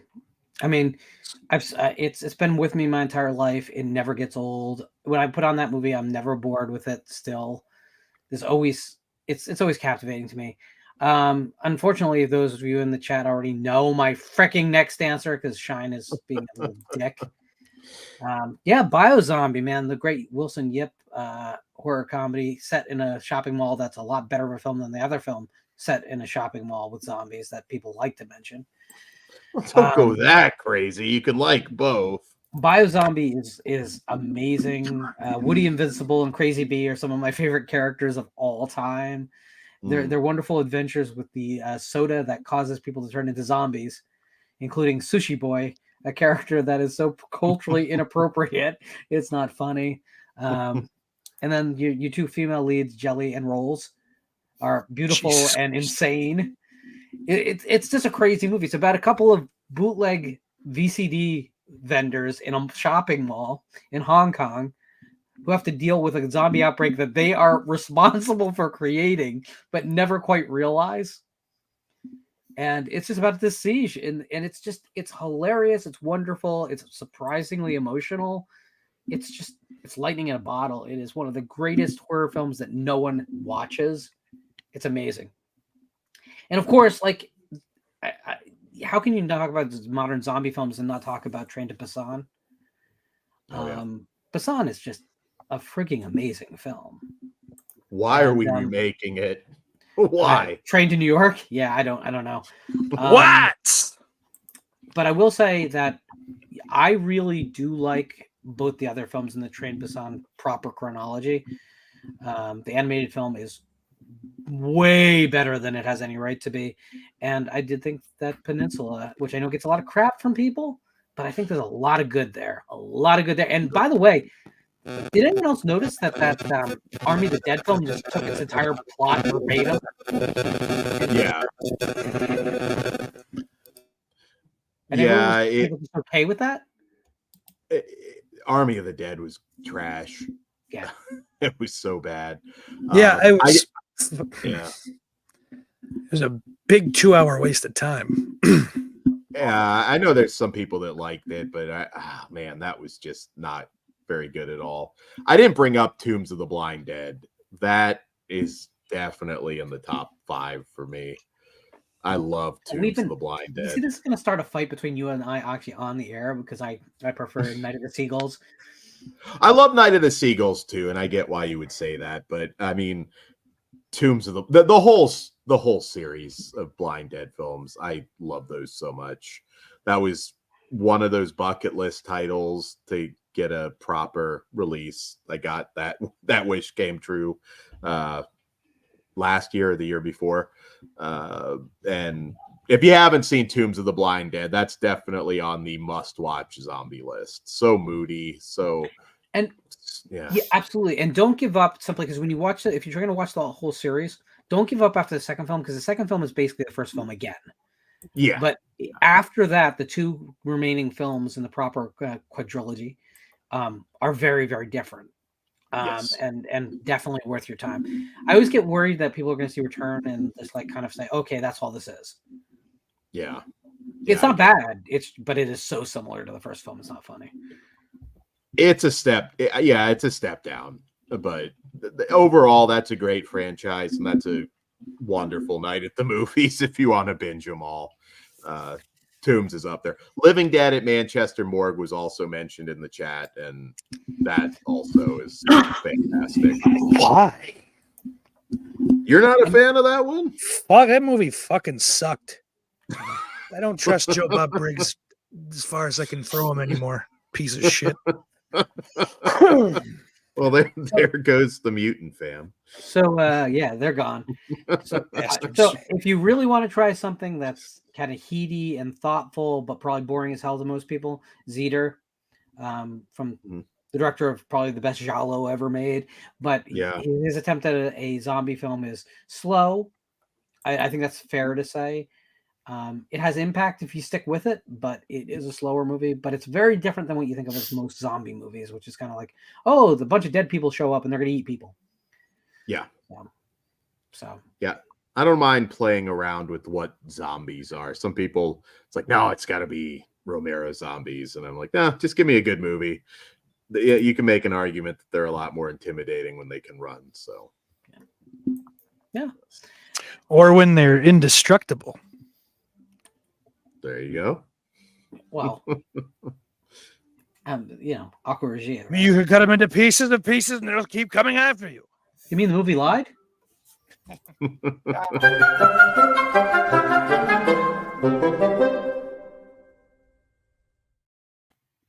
Let's finish off the show by talking about copyright. This is something that comes up a lot in our world because we exist on YouTube. We're not real people. We're created by AI. Every Yes. bit of information you put on the comments creates the logarithm that creates the next show. So thank you for participating in my creation. I'm actually Chris's alt. Yeah, fair. So a lot of people do not understand copyright at all. A lot of people throw around words like fair use, which is not understood well, apparently, by a lot of people. And I know, Dan, you in particular, you wanted to talk about this subject in a specific avenue. So do you want to tee this up for me, or? Yeah, I mean, we're about to get a wave of classic Mickey Mouse horror movies that are going to change the genre forever, starting with Or at least for 7 Mousetrap. minutes. Yes. But I am eager to see Mickey doing some fucked up shit on screen.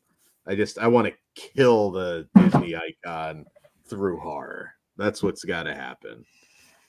Yes. I want Mickey Maniac. I want just Mickey. Well, there's a film called Mickey Maniac, by the way. That exists, and it's not what you're talking about. It's No, a I Jack want to Nico see. film. I want to see Mickey Mouse scalping hookers. That's got to be the new image for Mickey in the future. God, Donald Duck. Holy crap! Right on my mantle. Well, didn't Fulci did that though, without any worries about copyright. The voices in my head told me to do it, huh? But earlier, Steak, you mentioned that you'd watched Winnie the Pooh, Blood and Honey. Yep. So you should have feelings on this issue. Well, I think it's disgusting, and copyrights should never run out. And the people that get a hold of them should be held in fucking just great esteem. And anything that they decide to do with the property is fine. Don't let these fucking shitty cocksuckers with $100,000 in the UK get a hold of these properties, because they will fucking ruin people's nights. So that fucking Pooh looked like the Uncle Reach zombie from the Night of the Living Dead remake. Just full stop. They took the man and just threw him into this fucking pile of dog shit. That's all I could think of. So there were admittedly moments where it's like, oh, that might be a good kill. Oh, and then they cut away from everything. Everything. The fucking CGI is dog shit. So like, if this is what can happen when things like that go into just fucking public domain, maybe it shouldn't. Now, hey, there's that fucking Mickey abomination coming out at the end of the year, I believe. Maybe early next year. I don't know. I don't remember. And shit happens. Maybe they can change my mind, but god damn it, they're gonna have to do a lot to figure it out, because I am fucking looking forward to it after Winnie the Pooh, Blood and Honey. You're getting the sequel in February. Oh boy, don't I know it. Next month. And people are like, wow, they can use Tigger now. Like, that's a good thing. That's going to be what also, makes the fucking difference. The biggest thing actually is it derailed the first 10 minutes of the movie. So I'm going to spoil it because fuck this movie and it's a year old. They eat Eeyore. That happens in the first 5 minutes. You don't see it, of course, but they do it. Where the fuck does the owl and the rabbit go? They're just gone. Not in the movie. They're mentioned. They're brought money up. for them. Well, sure, of course not. Yeah. But like, you don't fucking. Oh well, then Piglet and fucking Winnie eat them too. Something. Maybe think of fucking. Run your script through AI. ChatGPT will help. How about a post-credit sequence where the owl shows up and he's like, "I'm out for poo blood," you know? Oh yeah, can't wait for all those AI generated scripts of public domain properties. I'm excited. Listen, I'm not saying have it write it for you. Maybe throw it through. Hey, find any weird loops of logic we can try to close up here. You know, or is it a finished movie? Have we finished a thought? That's a big ask for Winnie the Pooh, Blood and Honey. Finishing a thought. It made me smile. I mean, Piglet's got like sex slaves. It's so over the top. I mean, I laughed when he took his chains off to go in the water. That made me laugh. He's torturing Christopher Robin like a hostile movie when Pooh just flips out and just starts like fucking cutting him and Pooh, we were friends, don't you remember? And then he has like that moment where you think then he just goes nuts and just starts whipping him. Yeah. It's stupid, but Which You that think- is supposed to you be think it's Eeyore's stupid? tail, by the way. oh really? And the blood is obviously his fiance's blood raining upon him, yeah. which I thought Yours was fiance? clever as Whose well. fiance? They eat Christopher Christopher Robin's Robin's fiancé. fiance. Okay. I didn't get all the Fiance. way through that movie because it was I got through a lot got through more of it than Skinamarink, but Oh, Jesus Christ. Why do you do that to me? I'm sorry. Here we are again. I was just for comparisons. Well, we're getting a Neverland horror movie. We're supposed to get Tinkerbell, like a Tinkerbell slasher. And I don't know. I heard like it's gonna be like a Sherry Moon zombie type No, presentation for of fuck's Tinkerbell. sake, no. Not No. her playing Tinkerbell, but Bullshit. Just she's a lot not of playing ass Tinkerbell. crack. a lot of ass crack and saying of the C word by Tinkerbell in that movie, I think. I mean, that wouldn't even be difficult to do. Fairies aren't all light and love. There are some really dark fairy movies out there, and there's a lot of good mythology you could draw on. But no, we got to make fucking Sherry Moon zombie goddamn Tinkerbell because what else are we gonna do? Is Rumpelstiltskin a dark fairy? Who? No. I'm sorry. Rumpelstiltskin? No. I don't think Rumpelstiltskin was a fairy. He was Okay. I was just curious. I don't know. I don't know what Well, he is. we don't judge people. If he lived an alternative lifestyle, that's fine. There you go. Very Live funny. your truth. Let me see. Oh no, Rumpelstiltskin was a goblin. Rumpelstiltskin. Yeah. I was gonna say goblin or troll. Sure. Yeah, good in my book, man. That just Oh, means troll, he owns a couple Bowie records.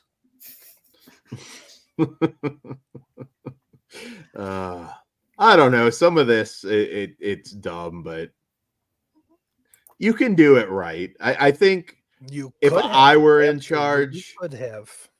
see the thing with Winnie the Pooh, it became like a meme when that movie was coming out, and then they threw in a little more money to make a proper film.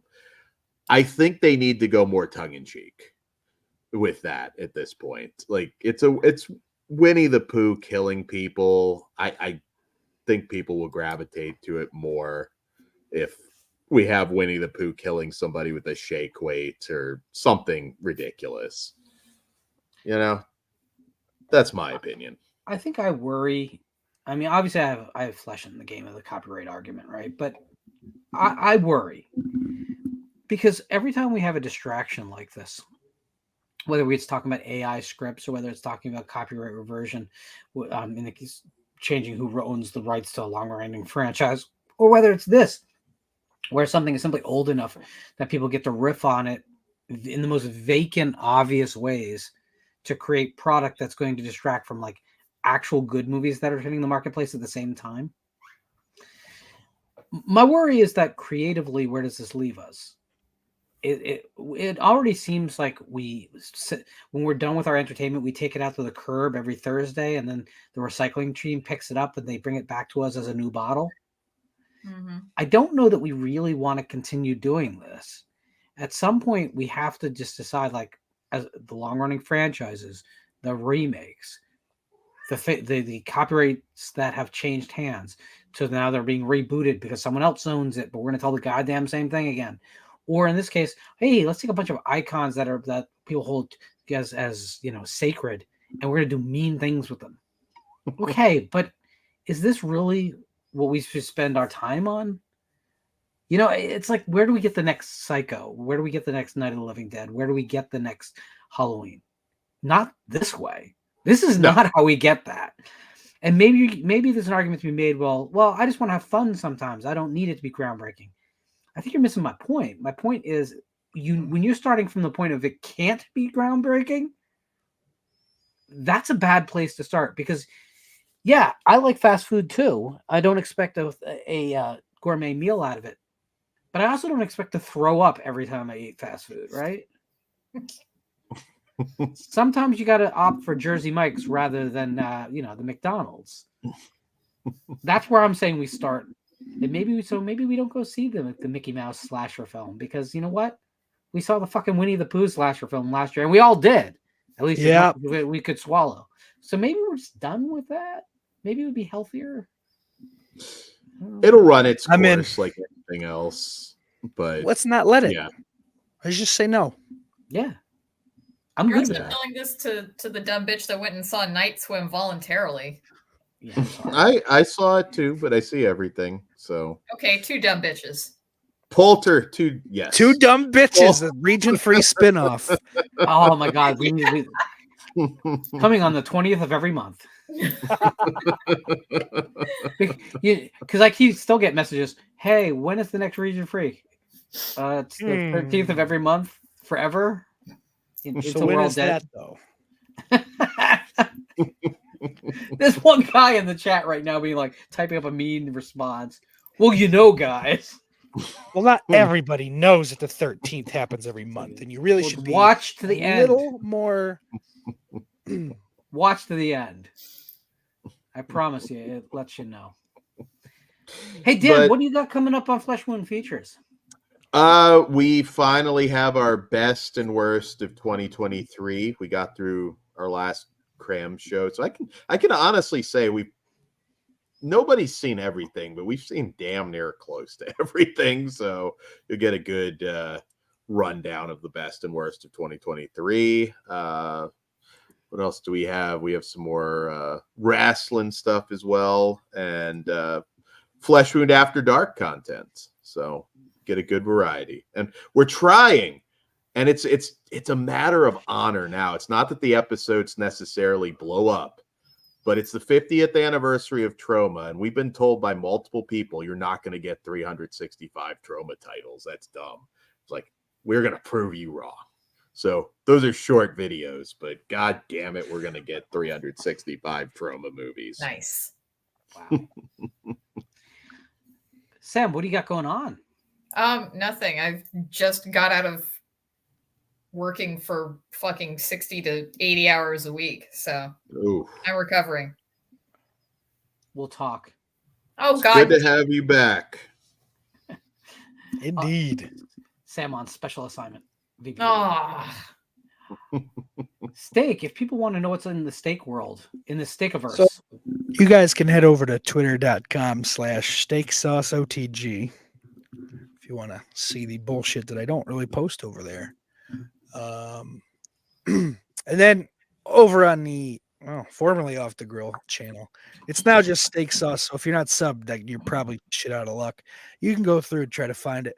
But the last Monday of every month, this January will be the 29th.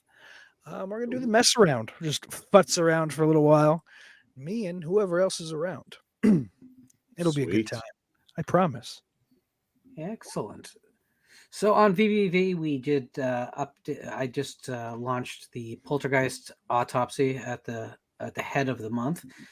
Thank you everyone who watched. It's doing pretty damn well as a video. I'm getting a lot of great conversations. We also came together and had a discussion about it, and I think that discussion is well worth listening to as well. Working on the next autopsy. The plan is one autopsy, long form autopsy a month for the year of 2024.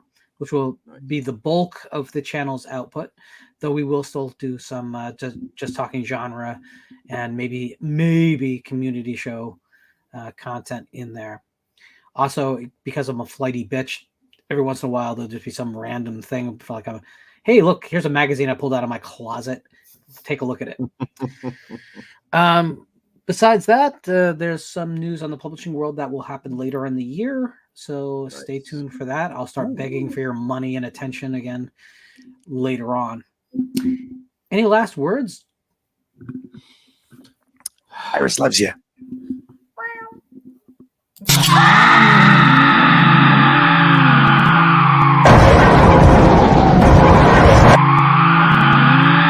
That was the same shit as the last time.